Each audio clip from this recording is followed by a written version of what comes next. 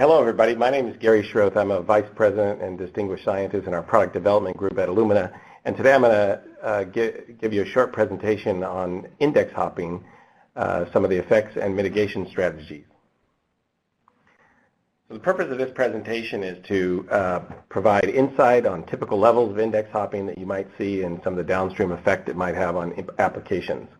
We'll be covering what causes index hopping, reviewing some of our current mitigation strategies, and also discussing some future developments that we're working on inside Illumina. So outline of the presentation is as follows. We will give you an overview of index hopping, introduction, give you some insight into some of the mechanisms that we think are causing index hopping at a molecular level, and talk about some best practices and the differences between different applications when it comes to index hopping, and then also talk about our roadmap and mitigations for limiting index hopping. So what is index hopping? It's when reads from a given sample are incorrectly demultiplexed and mixed with a different sample or samples in a pool. Index hopping over the last few years has had multiple names: index swapping or jumping, index crosstalk, contamination, misassignment, sample contamination, or increased demultiplexing noise. These levels of index hopping can be mitigated through best practices that we'll be talking about throughout this presentation, and completely eliminated from your final data through the use of unique dual indexing, which we'll also be talking about. And one of the major conclusions that we've seen from looking at a majority of applications is that even though you can detect index hopping, typical index hopping levels do not really affect the outcomes of most experiments. So here's an example of one of the mechanisms that we believe is happening during an index hopping event. Essentially, index hopping leads to what you might think of as a molecular recombination event between the two ends of two different molecules. And so one of the biggest drivers, and you'll see this as a theme throughout the presentation, is that free adapters can cause a lot of these effects. So if you have free adapter, as shown on the right here, this free adapter could potentially bind to a strand inside of a cluster and basically be primed this way or that way to lead to sort of mispriming events or a hopping event. These strands can also float off and go seed other wells, and you can see that both the surface strand and the incoming strand could be potentially misprimed during these types of mechanisms. So this diagram gives an overview of the multiplexing and index hopping phenomenon. So let's say you're doing a simple library prep and you want to mix these two libraries together, and you've created them such that they have I5 and I7, which is our typical nomenclature for the indexes at the other end of our fragments of our library. You prepare them with a blue set of I5, I7, or a purple set of I5 and I7.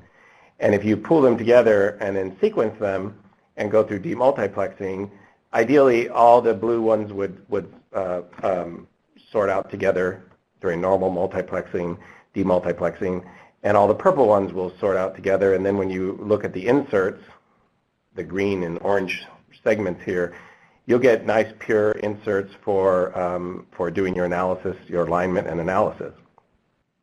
But in the cases where you have a little bit of index hopping going on, some of the fragments will contain unmatched, unexpected pairs, where instead of having a blue-blue or a purple-purple, you'll get kind of a purple and blue kind of combination. And then what that leads to is a small amount of potentially contaminating reads in your expected reads.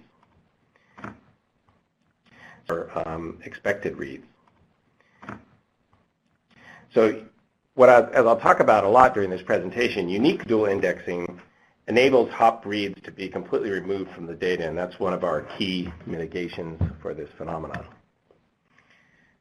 So let me talk about some of those current mitigations. So we have, actually, before we get into that, I want to talk about some other factors that can increase levels of index hopping. So these are three things that we've looked at extensively, and in general, we're going to talk about library purity, library storage conditions and library prep methods. By far, as you'll see in some of the upcoming slides, the purity of the library is probably one of the most important factors that we've seen that can lead to very high levels of index hopping, much higher than expected. And so as we'll emphasize over and over, it's really important to clean up your libraries very well to manage this. We also have seen effects, though, of library storage, and so we will be giving you some guidelines and sort of updated guidelines in terms of library storage, in terms of trying to keep the libraries individually stored at -20 as long as possible, pooled just prior to sequencing, and of course don't store libraries at 4 degrees C or especially at room temperature. And all those recommendations are sort of within reason of your protocol. When possible, try to keep them at -20. And then as you'll see in some of the slides, library prep methods do have an impact on this, and PCR-free, for instance, shows much higher levels of hopping compared to our other library preps that I'll refer to as sort of PCR plus. One final note here is that loading concentrations, we've looked at sort of up and down of 2x of what we would want to load into a flow cell. It has very little effect on index hopping, much less effect than some of these other factors. So free adapters can induce high hopping rates, and this is actually a figure that is taken from our white paper, which I'll reference at the end of the slides, or at the end of the presentation. But what we did here is we took PCR-free library, spiked in with free adapter over a range of 0 to 35%, and you can see that this library started out with, say, 1.5% total index hopping, and as we spiked in the free adapter, you can see the total index hopping goes up pretty much linearly, get a linear dose response with the free adapter that's added. And so you can see here what we think is part of the mechanism. This is the structure of the PCR-free library, the control library here. And what we believe is that when we spike in the free adapter, which has these sort of forked adapter ends, as we called them, which is similar to what we have with PCR-free libraries, we think that adding those together is part of the mechanism, probably not the complete mechanism, but the point is that having free adapter at these kinds of levels of 50%, we can induce extremely high levels of index hopping. And in fact, most all of the cases that we've seen in the field that reported levels up in the 5% or greater, it has almost always been due to the fact that they had very, very high levels of adapters that are free in the prep. So this is an example of how library storage conditions can alter and increase the rates of index hopping. These are some experiments we did where we took libraries, these are actually nano, so these are PCR plus libraries, and we left them 1 week of storage at -20 degrees, 4 degrees, or at room temperature, and this is denatured after storage or denatured before storage. And what you can see is that actually this bar here actually goes all the way up to 7.1% index hopping. So storage of undenatured libraries at room temperature can lead to very high levels of index hopping. I doubt if anyone stores their libraries for a week at room temperature, but basically I think you can see the trend that keeping them at -20 degrees is by far the safest way to store the libraries. And so when I move on to current mitigations that we're working on, and one of the most important things that I've already mentioned is to clean up free adapters. That is by far, as I've mentioned, one of the biggest drivers. And then using unique dual indexing combinations. And I want to get into a little bit of detail exactly what I mean by unique dual indexing, because many of you are probably using dual indexing, but unique dual indexing is a special combination of dual indexes, and we'll talk about that here. So if you used our kits, the TruSeq kits, the high throughput or HT kits, they come with plate layouts. They're called DAP or DNA adapter plate, or RAP for the RNA kits, RNA adapter plates, and they essentially are combinatorial combinations of 8 different I5 indices on this axis and 12 different I7 indices on this axis over here. So we've got 8 I5s here, 12 I7s here. And if you look at any given combination, you can see it appears to be unique, but just imagine you grab this column here. What you would see is you would have unique I5s on one side, but they would all share the same I7 on this side. And according to the mechanism I've been describing for index hopping, we wouldn't be able to necessarily ascertain if you had hopping or not if you use this kind of combination.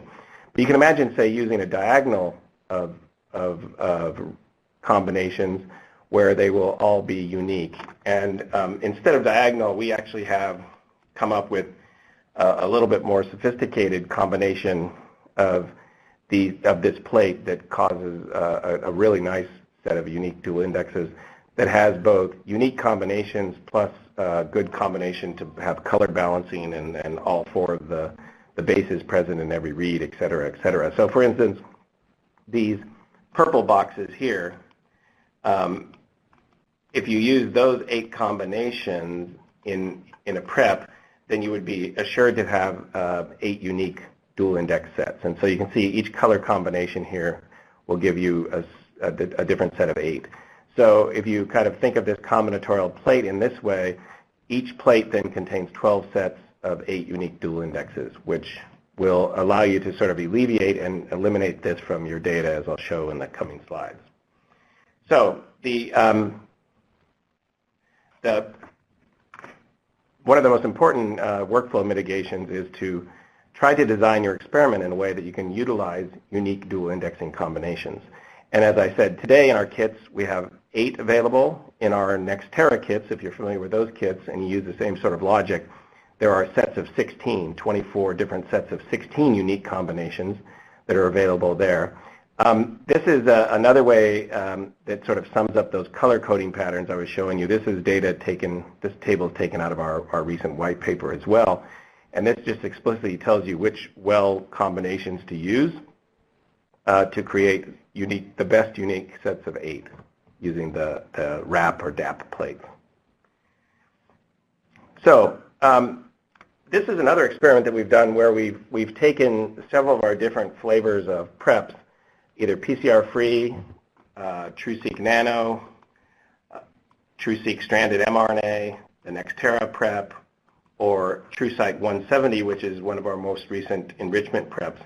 And this just compares the total level of index hopping from these various preps. And as I've referred to already, PCR-free tends to have the highest level and seems to be most sensitive to sort of levels of adapter contamination and cleanup problems compared to some of our PCR preps, which generally have very little free adapter in them at the end of the process. But PCR plus preps tend to have much lower levels in the range of 0.2 to 0.5 total compared to PCR-free.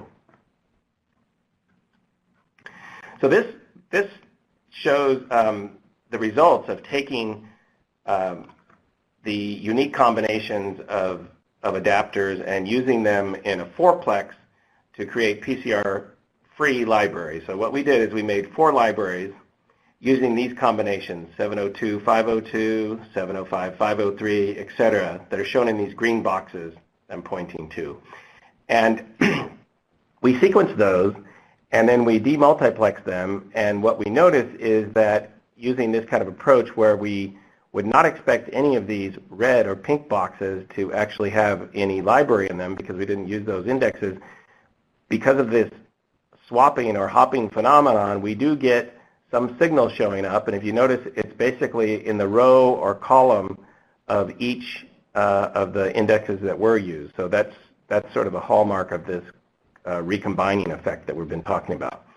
And so one of the ways in all the previous slides when we talk about index hopping, essentially what we're doing is running an experiment like this and then essentially summing up all of these pink or red boxes, and that's what we call, in this case, 1.6%.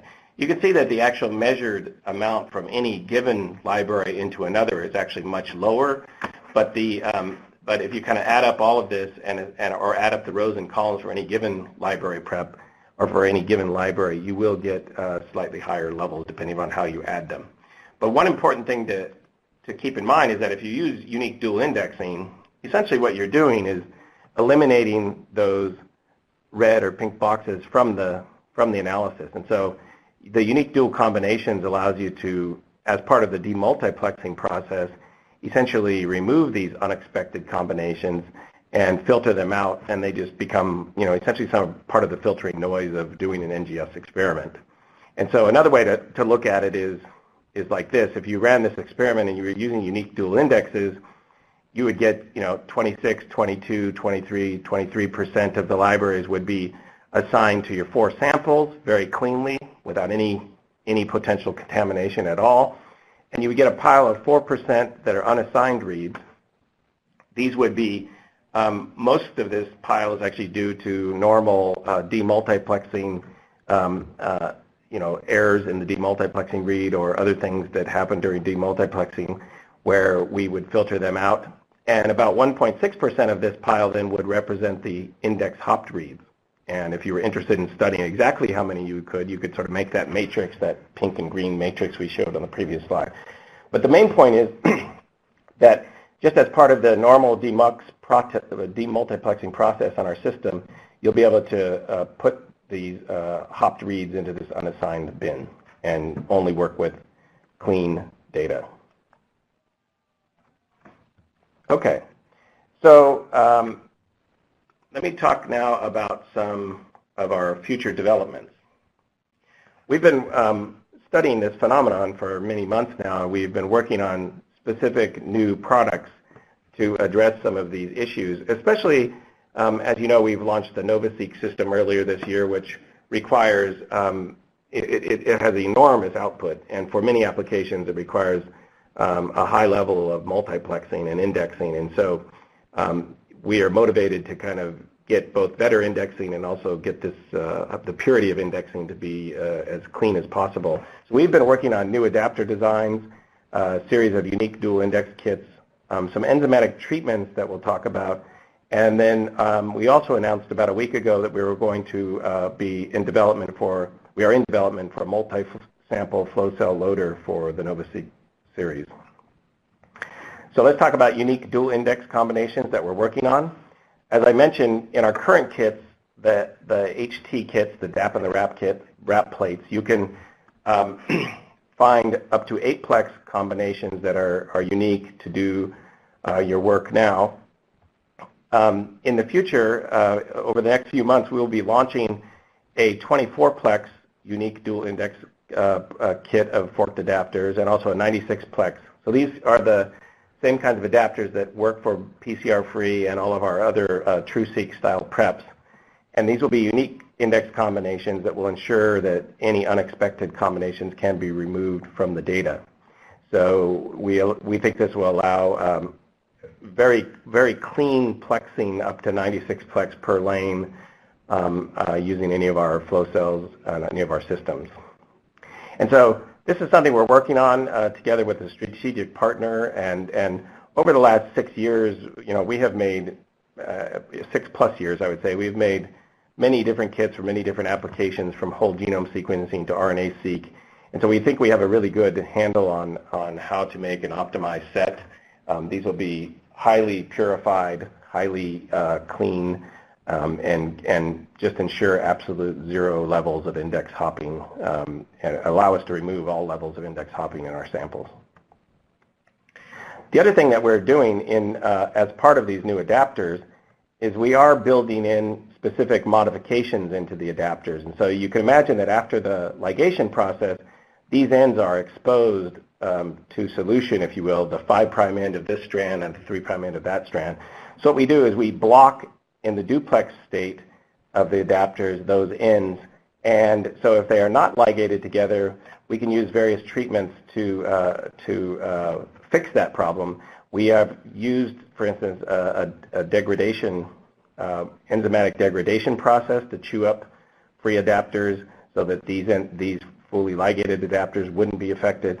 We've also used other types of treatments as shown on the next slide here, enzymatic treatment that is essentially more of a blocking effect where we block all the free 3' ends, which essentially stops a lot of this hopping from happening due to the free index.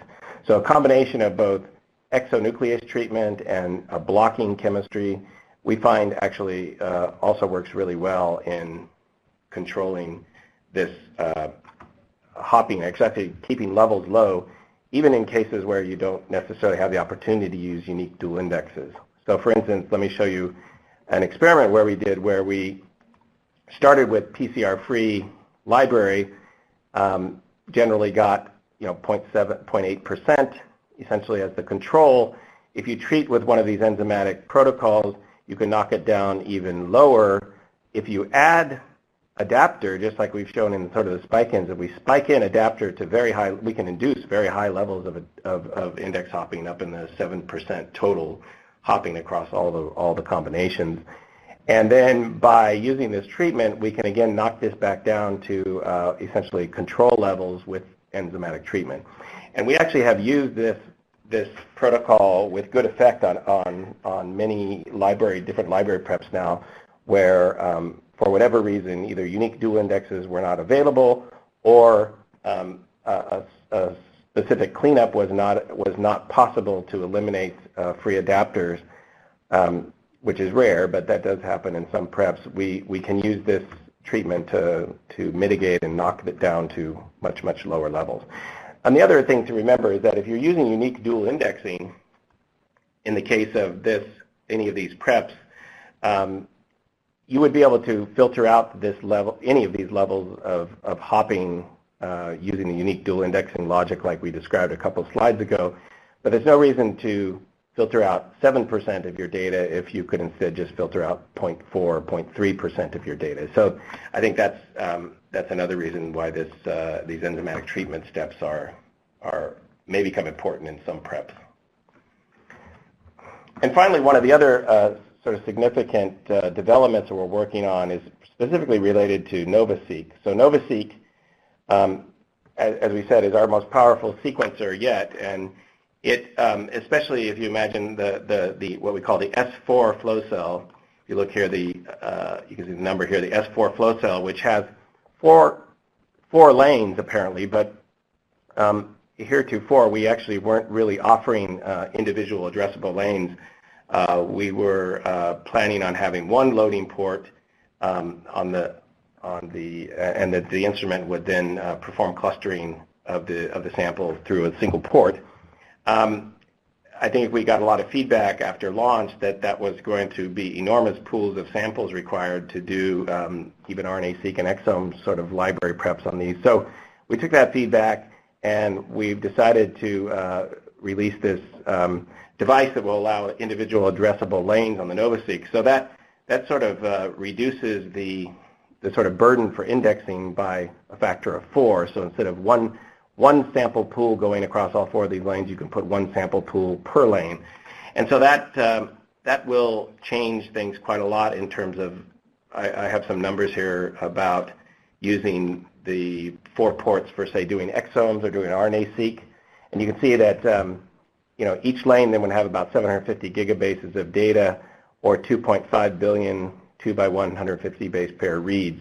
And so if you imagine doing exome sequencing, that's about nearly 8 gigabases of data per exome, or 26 million reads per sample for a 96-plex pool. So these are actually both really good numbers for doing exome sequencing or RNA-seq sequencing. So we think that the combination of the individual addressable lanes and the 96-plex library prep adapters that we will be coming out with later on this year will be a nice combination where you can run up to 384 different samples per flow cell in the S4 configuration and be able to explicitly remove any hopping that may have happened during your experiment.